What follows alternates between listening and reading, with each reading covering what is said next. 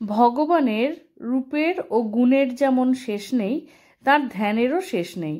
তাই আমাদের গুরু দীক্ষাকালে বলে দেন হৃদপদ্মে ইষ্টের ধ্যান করবে। আর আমাদের শাস্ত্র এভাবেই ধ্যানের কথা বলা হয়েছে। জপ, ধ্যান, প্রার্থনা এই তিনটি একসঙ্গে কি করে করা যায়, এই নিয়ে আমাদের মনে অনেক রকমের প্রশ্ন থাকে। পূজ্যপাদ স্বামী চেতনানন্দজি মহারাজ তাই বলছেন, প্রথম স্থান, ধরা যাক কোনো ভক্ত রাম ও কৃষ্ণ নাম জপ করে। প্রথমে সে মনে মনে কামারপুকুরে গিয়ে ঠাকুরের মূর্তির সামনে বসে তার ইষ্টমন্ত্র 100 বার জপ করল এবং প্রতি জপের সঙ্গে ঠাকুর আমার সকল দুঃখ দূর করো বলে প্রার্থনা করল। এতে মন্ত্র জপ, মূর্তির ধ্যান ও প্রার্থনা একসঙ্গে হয়ে গেল। এই মন্ত্র সাধনায় জপের মেকানিক্যাল ভাবটা কেটে গিয়ে অনুরাগ বাড়বে এবং প্রার্থনার দ্বারা ইষ্টের সঙ্গে ঘনিষ্ঠ হবে। ভক্তের সঙ্গে ভগবানের কথোপকথনই প্রার্থনা। হাজরা বলেছিলেন ঠাকুরকে, ভগবান কি আমাদের প্রার্থনা শোনেন? এর উত্তরে ঠাকুর বলেছিলেন 100 বার, যদি ঠিক হয়, যদি আন্তরিক হয়। দ্বিতীয় স্থান, কামারপুকুরের পর আমরা জয়রামবাটিতে শ্রী মায়ের মূর্তির সামনে বসে সেই একই ইষ্টমন্ত্রের 100 বার জপ করব এবং প্রতি জপের সাথে প্রার্থনাটাও করব, মা তুমি আমার ভোগ বাসনা দূর করো।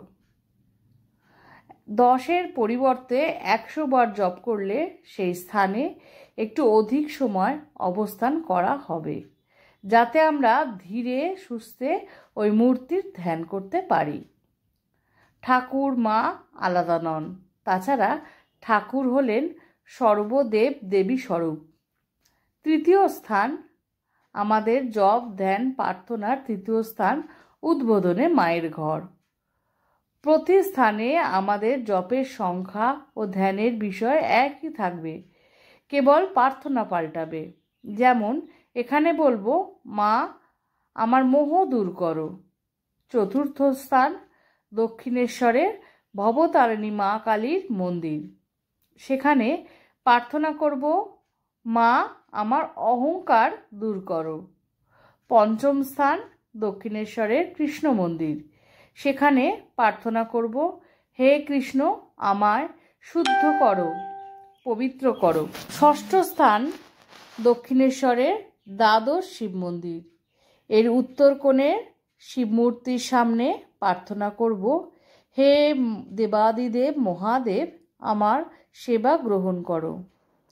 সপ্তম স্থান, দক্ষিণেশ্বরের ঠাকুরের ঘর। মানস চক্ষে আমরা দেখব ঠাকুর পূর্ব দিকে মুখ করে বসে আছেন। তার কাছে প্রার্থনা করব, ঠাকুর তুমি আমায় শুদ্ধা ভক্তি দাও। অষ্টম স্থান, দক্ষিণেশ্বরের নহবত। মায়ের মূর্তির সামনে প্রার্থনা করব, মা আমায় কৃপা করে দর্শন দাও। নবম স্থান, কাশীপুরে ঠাকুরের ঘর। ঠাকুরের ছবি সামনে প্রার্থনা করব, ঠাকুর তোমায় যেন না ভুলি। দশম স্থান, বেলুর মঠের ঠাকুরের মন্দির। সেখানে ঠাকুরকে ষষ্ঠাঙ্গ প্রণাম করে প্রার্থনা করব, ঠাকুর আমি শরণাগত শরণাগত শরণাগত। এভাবে 1000 জপের পর আমরা বাকি 8 জপের সমাপ্তি করব বেলুর মঠে মায়ের মন্দিরে। মা শারদা স্বয়ং জ্ঞানদা, শুভদা, বড়দা, শান্তিদা।